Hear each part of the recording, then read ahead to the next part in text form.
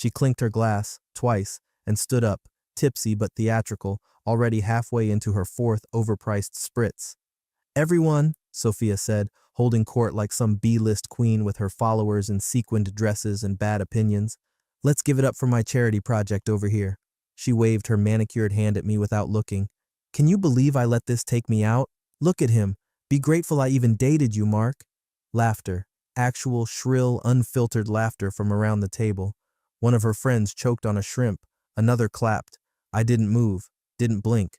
I just kept holding the damn champagne flute I'd raised 2 minutes earlier when I toasted her, said she deserved the world, and called her the strongest woman I knew. "Real men," she added, smirking. "Don't flinch." Then she did something I didn't expect, even from her. She leaned in and kissed her friend Oliver, on the cheek, sure, but long enough to send a message. Then she turned on her heel and strutted out like it was the runway finale at Fashion Week. Her 15 friends, hyped up on Prosecco and the smell of someone else's downfall, followed in a giggling parade of heels, perfume, and entitlement. The check came in 2 minutes later, $2,312.16 to be exact, not including tip. I looked at the server. She looked at me the way you look at roadkill, uncomfortable, but mostly just sad. I didn't argue, didn't ask if anyone was coming back. I didn't call Sophia. I didn't speak a single word, just pulled out my card, paid, and snapped a photo of the receipt. Not for the amount, not for revenge, but because it was the precise moment I stopped pretending I didn't already know who she was, and who I really was. Most men would have been destroyed, embarrassed, furious. Me? I went home, quietly. I changed out of the suit I'd pressed that morning for her, tossed the flowers I'd brought, untouched, into the kitchen trash. They wilted faster than she did. Then I opened my laptop and clicked on a black icon she never noticed on my desktop, not once in 2 years. Inside it, folders named comms, evidence, transfer, exit. I uploaded the receipt, named it Catalyst, checked the box that said execute level 2, then shut the screen. She was on a rooftop by then. I saw her Instagram story before I logged off, her posing between two of her guests, middle fingers up, captioned, "Good riddance, real ones only." I didn't react, didn't rage. I just watched the clock tick toward midnight and went to bed. And maybe while you're listening, hit that follow button. More than 97% of you don't, and it's what helps our team keep building stories like this. And trust me, this one, it goes deep. Anyway, by the time I woke up, Sophia had 139 missed calls, but none were from me. The house was dead quiet when I walked in, but it felt louder than that restaurant ever did. The hum of the fridge, the creak of the stairs, the quiet groan of a house that had seen too much loyalty go unrewarded. I stepped out of my shoes like I was shedding skin, shirt off, tie loosened. The flowers still sat in the passenger seat of my car, wilted now, like the version of me I left at that table. I sat down at my desk, clicked the lamp on, then tapped my finger once on the corner of the keyboard where the black key with no label sat flush with the others.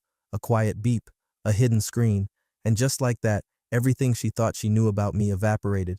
The interface was matte black, no color, no bloat, no reminders of likes or shares or dopamine hits, just clean folders and precise names. Comms, evidence, transfer, exit. Nothing flashy, just functional, deliberate. I opened evidence, dragged the photo of the receipt into it. The app tagged it with time, GPS, metadata. I typed a label, Catalyst. It auto-stamped the moment down to the millisecond. Then it gave me a prompt. Trigger response?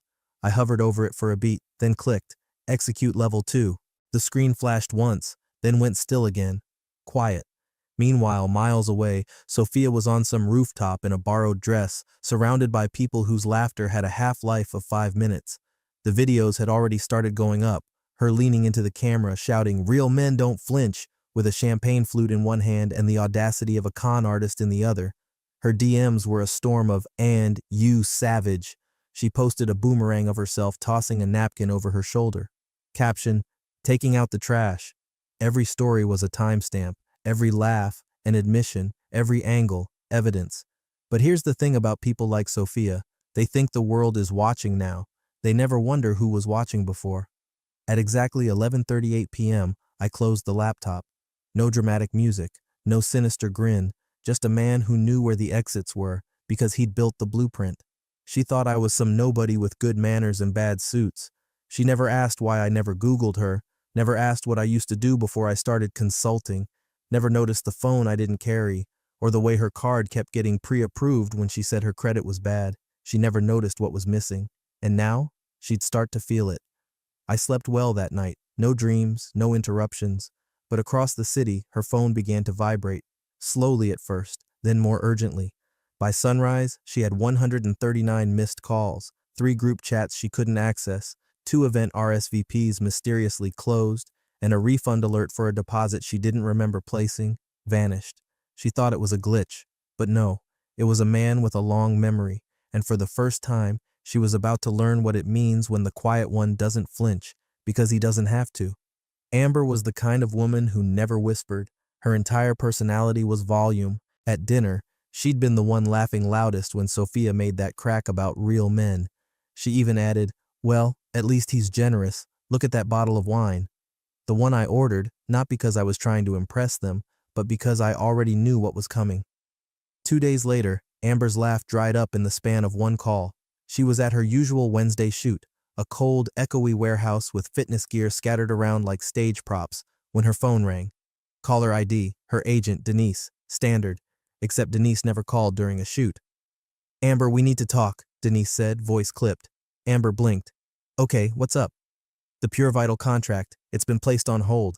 Amber snorted. "What? Why?" "They flagged reputational concerns." "What concerns?" A pause. "They're circulating a clip from the restaurant. You're on camera, Amber, laughing, making comments about someone's appearance. There's audio." Amber went pale. "It was a private dinner." "No, it wasn't. The venue confirmed the footage is legal. Someone booked the table and had consent waivers signed in advance." "Amber, they're saying this could affect your entire client stack."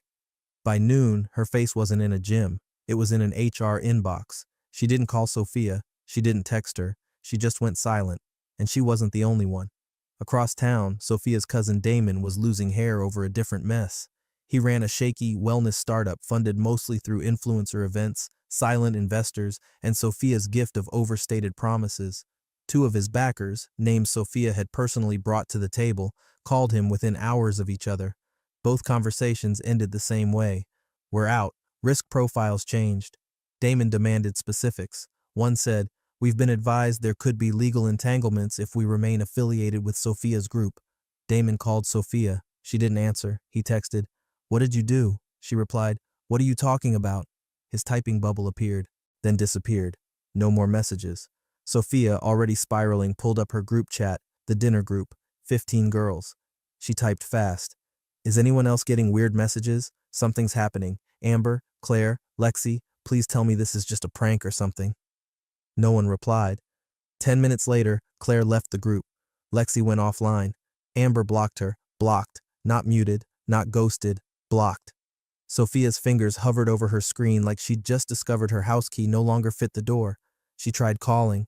Amber didn't answer. She messaged again. Nothing. She checked Amber's Instagram. All mutual photos from the dinner. Gone. She checked Lexi's. Her tag had been removed. That dinner? The one she called her power circle? The one she bragged about for weeks? It had become radioactive, and she had no clue why, no clue who, no clue how, because when a system breaks quietly, the loud ones never hear it until it's already collapsed. Monday morning, Sophia strutted into the office wearing a white power blazer and a smile 2 sizes too big for the week she was about to have. She had her assistant blast the scent diffuser in the lobby with some ridiculous fragrance called Victory. She liked the symbolism. They had just locked a 6-figure deal with a sustainability tech brand that was desperate for a millennial-facing rebrand. She pitched them influencer campaigns, emotional storytelling, and values-driven optics. She even name-dropped her dinner circle as brand ambassadors. The contract was supposed to be signed that morning. Instead, at exactly 9:46 a.m., her assistant appeared in the doorway with a pale face and a trembling iPad. Sophia, there's an email from Unified Legal. It's urgent." Sophia waved her off. "Have them route it to compliance. It's addressed to you, directly, and it's marked contract termination." Sophia's smile twitched. She snatched the iPad, her acrylic nails tapping rapidly across the screen as she opened the message. Subject line, contract withdrawal, pre-engagement termination. The body of the email was less than 50 words. "Miss Vance, Due to emerging concerns regarding recent public behavior and associated reputational risks, we are terminating our pending engagement effective immediately. See attached documentation. Unified Legal on behalf of Redacted Technologies. Sophia's throat tightened. She tapped the file attachment. It was a video. Her hand froze before it even loaded. There she was, centered perfectly in frame, seated at the long restaurant table, raising her glass with a mocking smile. Audio crisp, visuals stable. She was saying it again as clearly as if she were in the room. Be grateful I even dated you. Look at him. The laughter followed. Every face at the table was visible, but the clip didn't stop there. Next, it cut to a screen capture of headlines. When leaders mock, the hidden cost of a toxic brand voice. Optics matter, why CEOs are being held accountable. Then, a soft fade to black. No watermark, no glitching, no shaky angles. Sophia's jaw clenched. She rewound the video, listened again. The audio wasn't from a phone mic. It was clean, directional, like it had been recorded with pro gear, with intent. She slapped the iPad down on her desk. "Who recorded that?" she yelled, loud enough to startle the intern at reception. Her assistant flinched. I don't know. I thought it was just a private dinner." "It was private," Sophia snapped. "No one even had their phones out." Except they had, just not the kind you could see. She opened the group chat again, still nothing. She called Amber, straight to voicemail. She called Damon, rejected. She texted Lexi, delivered, not read. Panic started creeping in from the corners, slow and clinical. The kind that doesn't show up in your heartbeat but in the gaps between your thoughts, where confidence used to sit. She replayed the clip, studied the angle. It wasn't shot from a guest's seat. It was from across the restaurant, elevated, clean line of sight, likely stationary. She had walked into that dinner thinking she was untouchable, but someone had come to record an ending, and it wasn't just some petty TikTok gotcha. This was legal, precise, quiet. She scrolled the email again. No signature, no personal note, just detachment. It wasn't just about losing a contract, it was about being watched. And the worst part, she had no idea how long it had been happening, or how much they had. It hit her inbox at 2:04 a.m., that witching hour when the body's too exhausted to lie to itself, and the mind hasn't yet remembered how to spin stories. The subject line was blank. The sender was no-reply@protonanon.com. Sophia had been up anyway, refreshing her DMs, stalking her own tags, trying to get ahead of the wave that felt like it was gathering but hadn't crested. Not yet. She clicked it out of reflex. There were only two things in the body of the email. One, a single line of text. Be grateful I even dated you. Two, an attachment. A.mov file named table-left_audio_finalcut.mp4. Her stomach knotted before her brain could catch up.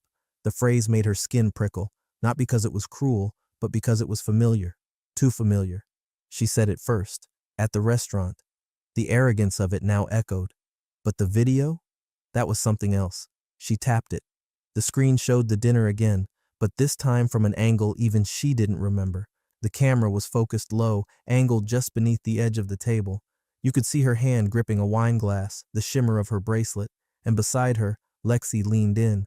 Then came her voice, quiet, whisper level. "He's just a stepping stone," she said, lips barely moving, "until I get real funding. You think I'm keeping that when Series A hits?" Lexi giggled. "You're savage." Sophia's voice again, even lower. "He thinks loyalty is enough. Bless his average heart." The video stopped there. Sophia didn't breathe, not immediately. That conversation hadn't been recorded on a phone. It couldn't have been. No one had their devices out. She remembered that specifically because she demanded they stay present for her birthday toast. And yet, there it was, crystal clear. She shot up from the couch, pacing the living room of her loft like movement could change the outcome, checked under the furniture, looked through her purse for bugs like a deranged amateur, even opened the coat closet and glared at the shoes like one might be a wiretap. Nothing. Of course. She called Lexi. Voicemail. "Call me right now," she hissed into the mic. "We need to talk. Something's wrong." She didn't say what. Couldn't. Because suddenly, none of it made sense, except one thing. This wasn't someone lashing out. This wasn't revenge show or ex-drama. This wasn't a leak. It was a sequence, planned, executed, timed. She sat down, then stood up again. Her reflection in the glass window looked wrong, like a version of herself that had no idea what room she was actually in. She pulled up Mark's old texts. Nothing emotional, nothing accusatory, No late night pleas or jealous rants, no threats, just politeness, boundaries, receipts. She had never seen him raise his voice, never slam a door. He didn't even flinch when she called him background noise during a fight over who'd get the +1 for an awards dinner. And that's when it finally clicked. Mark wasn't some tech-averse sap who consulted for nonprofits and wore off-brand shoes. He was methodical, intentional, patient, a man who noticed what people missed, and she had walked straight into him, thinking he was furniture. Now, she was the one being arranged, piece by piece, and something told her that clip, it wasn't even the worst one. By Thursday, Sophia had exhausted every angle she could still access. Her assistant had gone mysteriously on leave, 2 clients postponed indefinitely, and her group chat was now just a sad echo chamber of unread messages and silent exits. She hadn't posted in 24 hours, which for her was an admission of defeat. She was down to her last card. Anthony, Mark's old college friend, the one who used to tag along to her dinners, the one she tolerated only because he was useful. Developer, consultant, something in tech, always quiet, always taking notes. She never bothered to ask what he actually did. He always wore those gray button-downs like he was either underdressed or overpaid, probably both. She pulled up his number and hit call. He answered after the 3rd ring, voice neutral. Hello? Anthony, it's Sophia. Look, we need to talk. Pause. About? You know what's going on. It's Mark. This thing he's doing, it's out of control. You know he's dangerous. He's making me look like... Anthony exhaled through the receiver. It wasn't tired. It was disappointed. Stop, he said. Just stop. Sophia blinked. What? No. Listen, I didn't mean... You called him ugly, Sophia, in front of 15 people, then walked out and left him with a bill like it was some kind of PR stunt for your next round of branding. Her voice dropped. It wasn't like that. I watched the footage, the edited version, the one that cut between your words and screenshots of every pitch deck you ever used his name to boost. I recognized half the images. I helped him build them. She felt the color drain from her face. Anthony kept going, tone sharpening. He paid for your career's coffin. I'm just here for the funeral. Click. That was it. No coddling. No, we've all made mistakes. No strategic distancing. Just click. She stared at her screen like it had betrayed her. Within the hour, Anthony updated his LinkedIn. No names. Just this. Sometimes the quiet ones were building the walls you now scream behind. The post blew up, liked by execs at 3 major firms she'd been courting for a year. One comment read, "Always knew you were the brains behind the best moves." Another, "This hits harder than half the leadership books on my shelf." She messaged him. No response. She tried DMing from a backup account. Blocked. In one long afternoon, she watched the last person who might have vouched for her publicly flip the narrative and do it with elegance. Not slander, not rage, just precision. She poured herself a drink, didn't taste it. She stared out over the skyline, realizing for the first time that the altitude she once bragged about was built on scaffolding someone else owned, and the scaffolding was being disassembled, quietly, intentionally, by a man she mocked in a room he recorded, and now, even the people who once clapped for her had started clapping against her. The retreat was supposed to be her comeback, a glossy, sun-drenched escape for changemakers and digital leaders.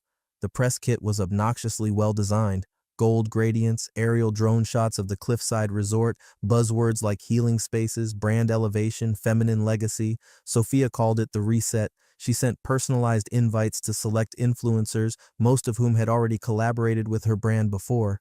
It wasn't just about rebuilding her reputation. It was about drowning out the noise, the narrative, the whispers. She wanted new content, new headlines, new hashtags, something that didn't involve receipts and silent X's with long-range microphones. And for a brief moment, it looked like it would work. Sponsors lined up, wellness brands, cold-pressed juice startups, a retreat wear company desperate for exposure. RSVPs came in, hotel suites were blocked. Sophia even booked a helicopter flyover for arrival content. But then, 3 days before the big launch, the first influencer dropped out. Sasha, mid-tier, polished, 2.3 M followers. Her email was short. Unfortunately, due to recent social developments and conflicting brand optics, I'll be withdrawing. Refund not necessary. Please remove all references to me immediately. Sophia read it twice, then 3 more times. She hadn't even posted about the retreat yet. How the hell had Sasha known? Then the second one dropped. Amelia, bigger account, more reach. She didn't email, she tweeted. A single post, just an image. A screenshot of Sophia at the dinner table, mouth mid-smirk, champagne raised, captioned in bold white text, "Be grateful I even dated you." And underneath, Amelia added her own line, "Ugly men don't forget, and sometimes they own the venue." The post racked up 80,000 likes in 5 hours. Comments like, "Wait till you find out who funded the healing weekend. This gonna age like almond milk in the sun. Someone's about to get namaste'd into bankruptcy." Sophia's palms started sweating. She opened her laptop, pulled up the lease agreement. The venue had been finalized a month prior through an LLC, Chrysalis Events Limited. She remembered the name vaguely from a referral, some mid-tier holding entity specializing in boutique hospitality. She never looked deeper. But now she did. She traced it back. LLC to holding to a silent partner. The paper trail wasn't long. It was clean. Too clean. She opened the filing records. Managing partner, M.T. Graves. She blinked, scrolled, read it again. M.T. Graves, Mark, Theodore, Graves. Her stomach dropped like a trapdoor opened beneath her ribcage. She laughed, once, short, hollow, because of course he owned it. Of course he let her plan her resurrection tour in a building he legally controlled. Of course he let her PR team send contracts, take photos, film interviews on his grounds. Every RSVP was another invitation into the house he built. Every drone shot, capturing a view she didn't own. Every reset affirmation she'd planned was scheduled to play on speakers hardwired by a man she'd once called irrelevant. She ran her fingers through her hair. Her inbox was already lighting up with questions from sponsors, rumors, concerns, and in every email the phrase came back like a haunting chorus. Brand optics. She stared at the lease again. He didn't even hide it. He wanted her to find it after she was too far in to fix it. The retreat wasn't collapsing. It had been built to collapse. She just showed up to host it. The resort was even more beautiful in person. That's what made it worse. Sophia stepped out of her car like a general arriving on the battlefield 2 hours after the war ended. The sun was sharp, vindictive. The ocean breeze didn't soothe, it mocked. Her assistant had quit that morning, citing an immediate values misalignment, whatever that meant. The helicopter company pulled out at dawn. The smoothie sponsor ghosted her completely. Now she was here, alone, in Louboutins, digging into the gravel of a cliffside retreat she thought she owned for the weekend. She stormed past the fountain, past the archway of jasmine-lined pergolas, and into the main building, ignoring the polite, clipped voice of the receptionist trying to greet her. "Ma'am, do you have an appointment?" "I need to speak with the owner," Sophia snapped, already halfway down the marble hall, heels echoing like a countdown. "Right now, it's urgent." The receptionist tried again. "I can call the director." "Do that." Exactly 7 minutes later, a woman appeared. Tall, poised, early 50s. The kind of woman who radiates competence, not a hair out of place, not a rush in her step. "Miss Vance," she said, smiling faintly. "I'm Helen, operations director. Let's talk in the garden office." "No, we're talking here," Sophia said, arms folded. Helen nodded once, unbothered. She handed Sophia a gray folder, thin, surgical. Sophia opened it, already scowling, already ready to perform outrage. Inside, a printed lease contract, her signature, the venue name, the LLC. Then, highlighted in soft blue, clause 12.3, termination due to reputation risk. Below it, stapled pages, screenshots of her quotes from the dinner, captions, comments, a legal opinion drafted by someone with her own PR materials attached. Then, at the bottom, a single quote typed in clean serif font. "You don't mock the architect of your own failure." Sophia's hands began to shake. I paid for this. This venue is booked. You can't just..." Helen tilted her head. "He can." "Who? Who is he?" Helen looked at her evenly. "You already know." Sophia felt the heat rush to her face, fury and fear colliding into something unstable. "This is illegal," she said. "This is sabotage. You're tanking my brand." Helen didn't flinch. She stepped forward slightly, voice quiet but resolute. "He never needed revenge, Miss Vance, just precision." Sophia froze. Helen smiled, just barely, and turned to leave. Sophia stood there, hands trembling, heart thudding in her ears, staring at the paper she had once flipped through without reading. Like every contract she'd finessed, every man she'd leveraged, a signature here, a charm offense there, a shortcut always. But this time, the page was not a formality. It was a scalpel, and the hand holding it, the one she called average, irrelevant, forgettable, that hand had just ended her entire event before the first guest even arrived. She stepped outside, shaky, disoriented. The sea looked the same, but the signs were already going up. Private event canceled. Her banners were gone, her name scrubbed from the agenda in real time, and for the first time since this all began, she didn't scream, didn't lash out. She just stood there, breathing hard, knowing now, without a doubt, it had never been hers. She called it the honesty dinner. The last card in her deck, thrown down with chipped nails and a desperate smile. Sophia framed it as a reset, a redemption arc. Unfiltered, uncanceled, unbroken, her invite said. She posted a sleek graphic on her feed, muted pastels, a photo of a single long table with gold place settings, the kind that suggests vulnerability but costs $3,000 a head to look accidental. The caption read, "Some of you have questions, some of you have doubts. Let's have real talk. I'll answer. I'll own. I'm still here. XOS."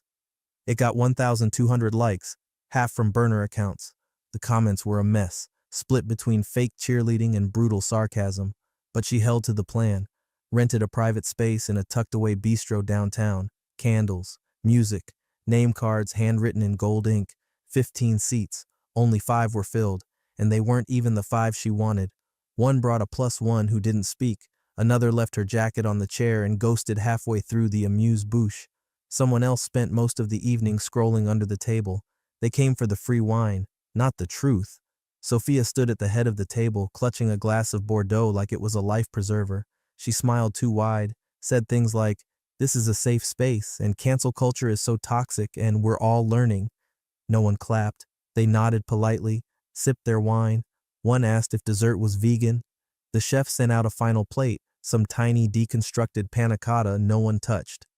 At 8:12 p.m., the music paused, the lights dimmed slightly, and someone, no one saw who, slid a thick envelope across the linen tablecloth and set it precisely in front of Sophia's charger plate. She blinked.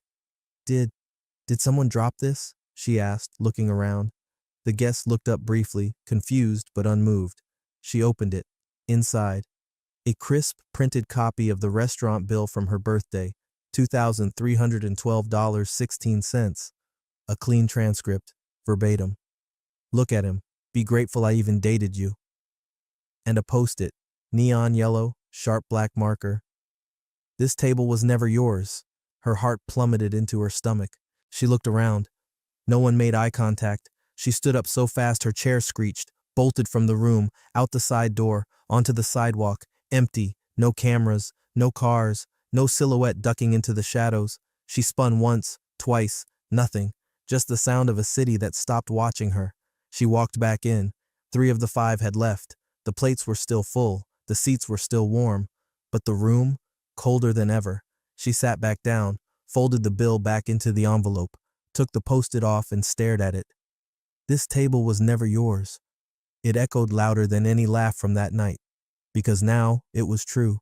It was a Thursday afternoon when the segment dropped, disguised as just another dry corner of the internet.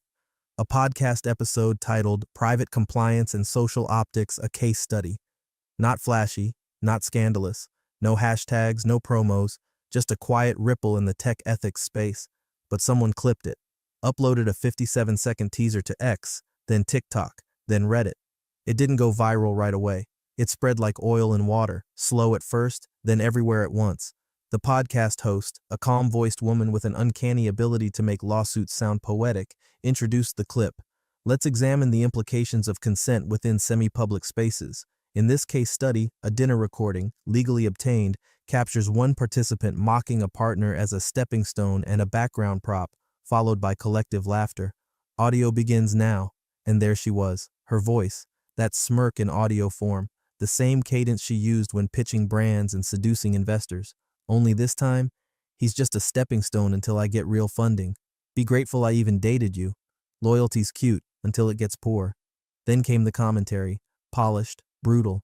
A legal expert explained why the recording was admissible, how the location's consent signage, clearly posted in the reservation agreement, was valid. They even brought in a psychologist to discuss social extraction behavior and image manipulation in asymmetric relationships. They never said her name, not once, but every pause, every clipped breath, told those listening, someone had planned this, patiently, perfectly. The internet didn't need names. The dinner photo had already been leaked weeks ago. Faces had been tagged, receipts whispered in group chats, Slack threads, DM chains. The tech world was small, and the PR world, smaller. Within hours, comments rolled in like a slow tide, then a wave. We knew who this was before she opened her mouth. That retreat collapse makes a lot more sense now. Imagine planning a takedown with legal compliance as foreplay. Quiet men with receipts are the new apex predator. Sophia didn't listen to the full episode. She heard the first sentence, then the second, and that was enough. She stared at her reflection in her dark phone screen, the one that once vibrated with praise and opportunity. Now it buzzed with forwarded links, passive-aggressive texts, and silence from old partners. Her brand advisor called, left a voicemail. There's no spinning this, it's too elegant, too precise. You're not a villain, you're a case study. She didn't cry, she did something worse. She opened her old chat with Mark, typed, "You ruined me." The 3 dots appeared, then stopped, appeared again. Then came his reply, "You did that, with dessert in your teeth." She stared at it, and before she could reply, before she could reframe, deflect, manipulate, blocked. No goodbye, no explanation, no gloating, just silence, permanent, absolute, like a door welded shut. He hadn't screamed, he hadn't posted, he hadn't begged the world to believe him. He simply documented, waited, then let others do what humiliation does best, circulate. And as she sat in the stillness of her own collapse, one final truth settled in. She weaponized shame, but he made it immortal.